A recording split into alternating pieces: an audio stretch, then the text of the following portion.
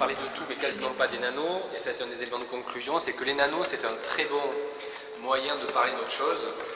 de parler en définitive de gouvernance de la recherche, de nouvelles procédures de choix scientifiques et technologiques, de la valeur et du sens qu'on porte sur le travail de recherche, pourquoi chercher là-dedans, quel sens on y met. Et on a surtout pointé du doigt deux choses. La première, c'est qu'on était d'accord pour se dire qu'on avait des points de divergence apparents, peut-être forts et peut-être fondés sur des incompréhensions. Et on a essayé de les pointer du doigt, on en a trouvé quelques-unes et on proposait plutôt de mettre en place un travail qui va durer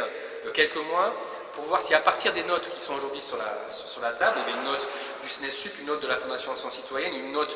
d'une partie des collectifs du Forum Sciences et Démocratie, comme des points d'appui pour affiner les points de divergence apparents, pour essayer de voir de quoi parle-t-on en définitive. On a pointé par exemple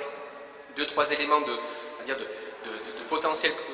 divergence entre nous, peut-être assez inhibitrices. Le premier, c'est quand dans le mot d'ordre on parle de moratoire sur la recherche, une partie des chercheurs et des techniciens et des gens impliqués dans ces branches-là vont dire mais c'est un problème d'emploi derrière et donc forcément un problème d'avenir industriel du pays et donc de modèle de développement. On ne peut pas se permettre de mettre sur la table juste par souci du slogan qui marque l'esprit la question du moratoire sans prendre en considération l'implication totale en termes de projet industriel, de nature de projet de développement et de filière pour un pays. Donc si on aborde la question du moratoire, il faut mettre sur la table et accepter que de la part des salariés et des professionnels du secteur, il y ait dans le moratoire d'autres questions beaucoup plus problématiques. Et si on parle de moratoire, on doit accepter de la part par exemple des ONG de parler de c'est quoi le projet industriel pour le pays ou pour la zone euro, etc. Et parler de l'un sans l'autre, c'est en définitive se faire plaisir à bon compte, mais pas forcément traiter au fond le sujet. D'une autre déclinaison, on a, sur la base des réflexions du CNESUP, d'autres acteurs de la recherche, on dit bon d'accord, admettons, on va vers 3 ou 5% de la recherche, mais pourquoi faire? Donc on voit bien qu'à partir d'une revendication syndicale qui est d'augmenter les moyens financiers pour la recherche et la technologie, la question du sens pour la société se pose. Pourquoi est-ce qu'une société déciderait d'allouer des moyens financiers humains aussi énormes? Quel est le sens qu'on donne aujourd'hui à la recherche? Donc on voyait qu'à partir des revendications syndicales et corporatives, on peut traiter dans un espace tel que le Forum Sciences et Démocratie des questions qui sont des questions de l'avenir d'une société et forcément de reprendre les propos des copains d'Espace Marx qui est de dire certes il y a des points de convergence très très forts dans un texte qu'on a coproduit, mais peut-être serait-il plus intéressant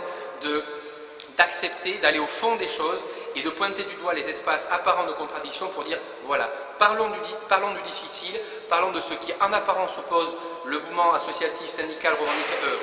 activiste et le monde des chercheurs pour essayer de contribuer, et c'est donc la conclusion qu'on avait dans notre atelier, que les productions qui étaient aujourd'hui les nôtres étaient en grande partie beaucoup trop négatives et défensives et que nous avions aujourd'hui besoin de rentrer dans une phase historique de nos mouvements, de propositions,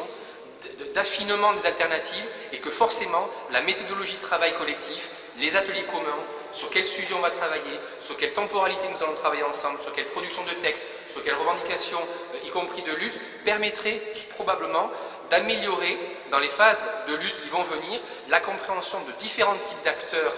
du même sujet pour cesser de se regarder en ancienne faïence et constater que l'un des éléments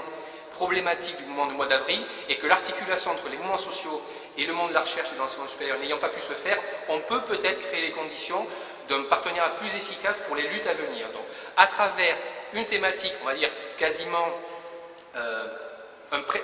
prétexte que pourraient être les nanos, on va déconstruire les nanos, on va essayer de pointer du doigt les 3 ou 4 sujets qui fâchent parce qu'on va traiter du hard, du projet de société, du mode de développement et voir de quelle manière on peut mettre à plat les différentes postures et éclairer le débat et s'en servir ultérieurement pour animer des débats locaux dans des cinémas, avec des copains dans des comités locaux et de créer les conditions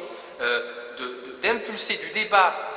local au plus près de la vie des gens en fonction des réalités sociales et économiques des territoires pour permettre à des ingénieurs, des techniciens, des chercheurs et le mouvement associatif de se retrouver au plus près de nos espaces de vie et cesser d'aborder les questions de façon un peu trop